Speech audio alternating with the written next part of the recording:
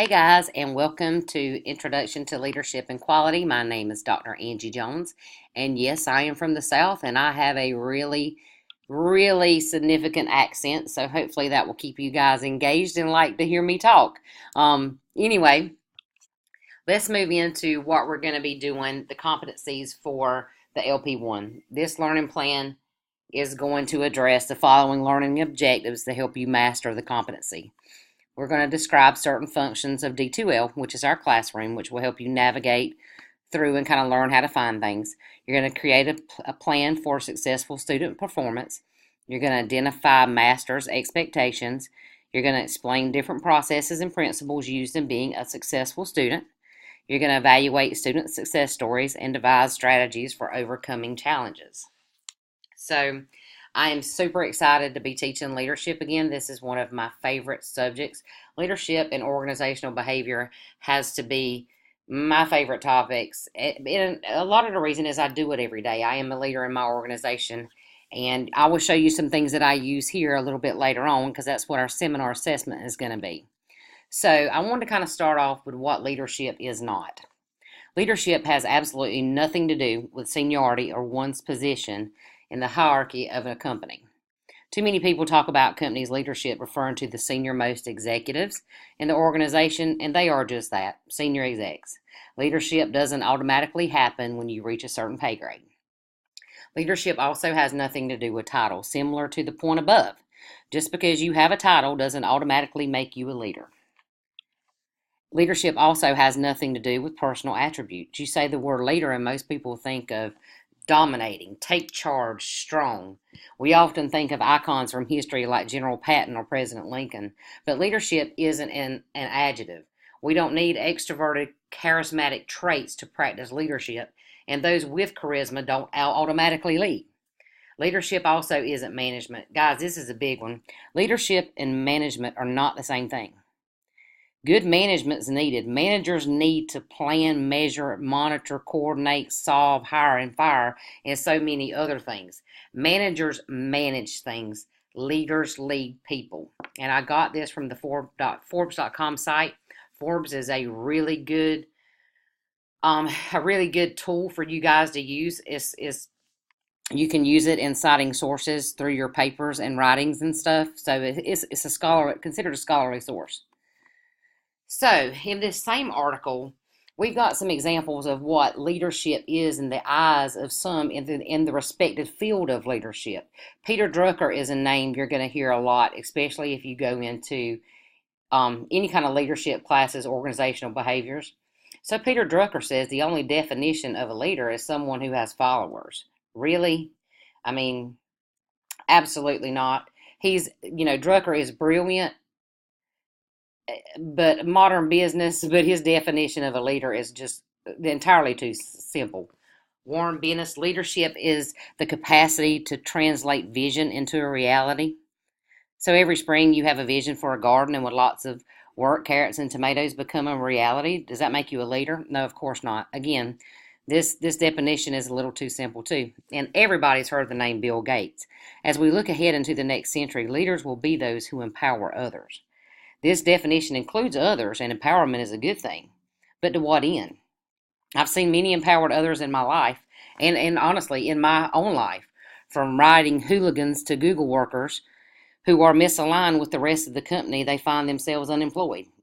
Bill Gates' definition lacks parts about goals or vision. So, these are definitions in eyes of respected leaders, but they're too simple.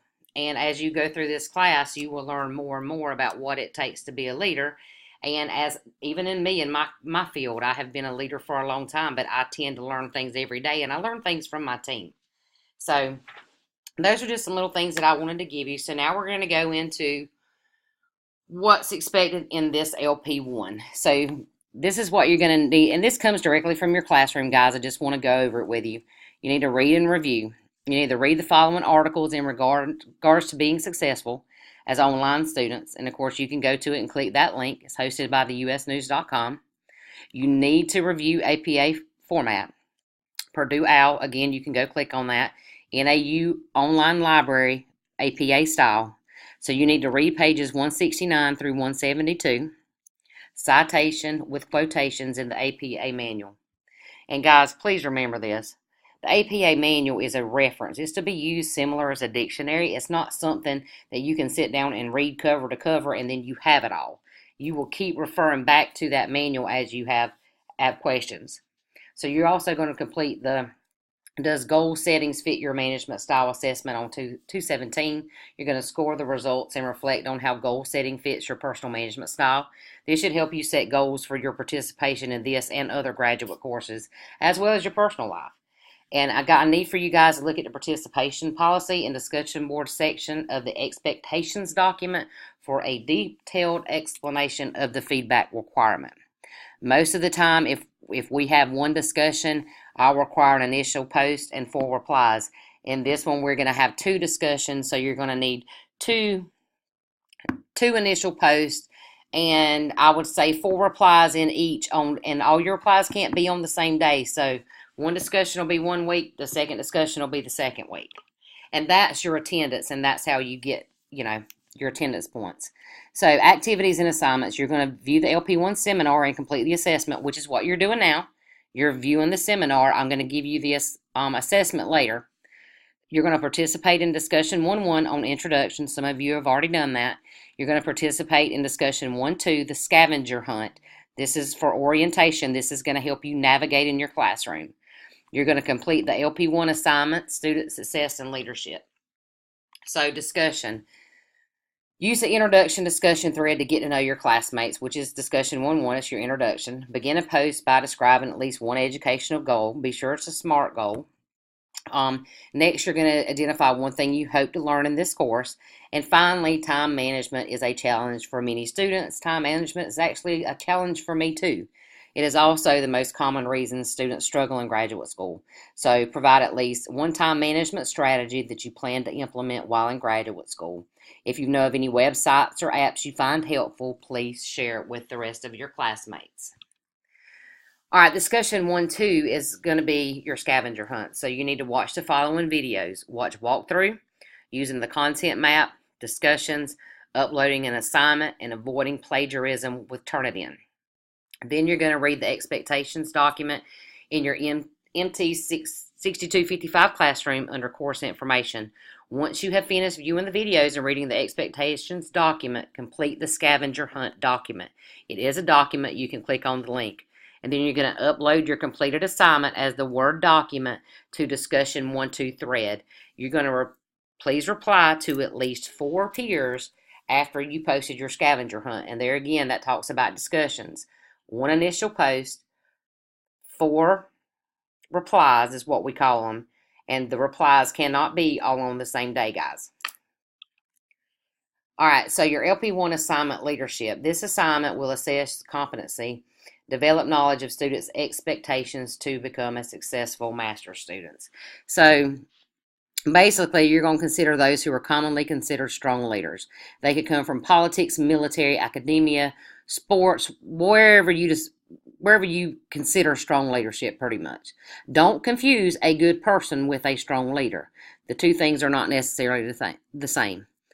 So you're going to write an essay. You're going to assume that the audience does not know who this person is, even if it seems unlikely. So give a brief biography. What were his or her goals? What did he or she accomplish? Don't get bogged down in too many details, but paint enough of a picture for the audience to catch on.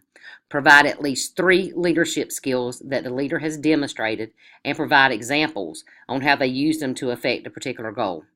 Persuade the reader of your opinion. Show the reader why this figure personifies strong leadership. You're going to select at least 2 qualities this figure possessed that you'd like to see in yourself when you graduate. So this is an academic paper. Write an academic tone. You're going to need to use APA format. You need to include a title page and all that, and you can see all how to do that through your APA manual. When you turn it in, make sure your similarity score is less than 20% before the assignment deadline.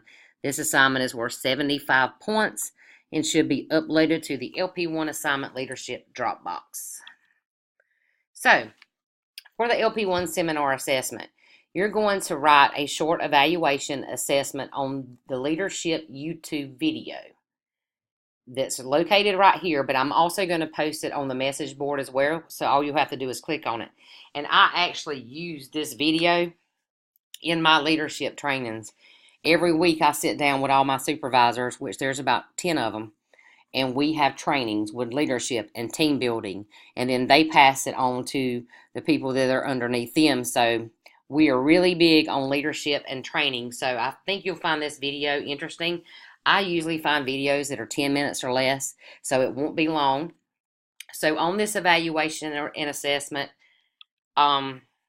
make it no more than 250 words. You can do it really quick. So the final thoughts are the seminars, like you're watching now, will mainly cover assignments. The seminar assessment assignments will be from outside sources that I deem valuable, which is the video I'm going to post so you guys can do this seminar assessment. My goal is to make the class fun and interactive.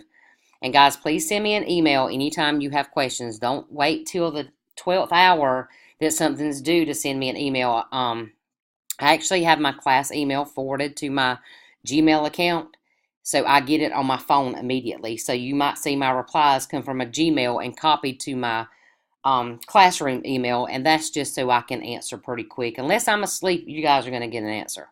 And I look forward to working with you all.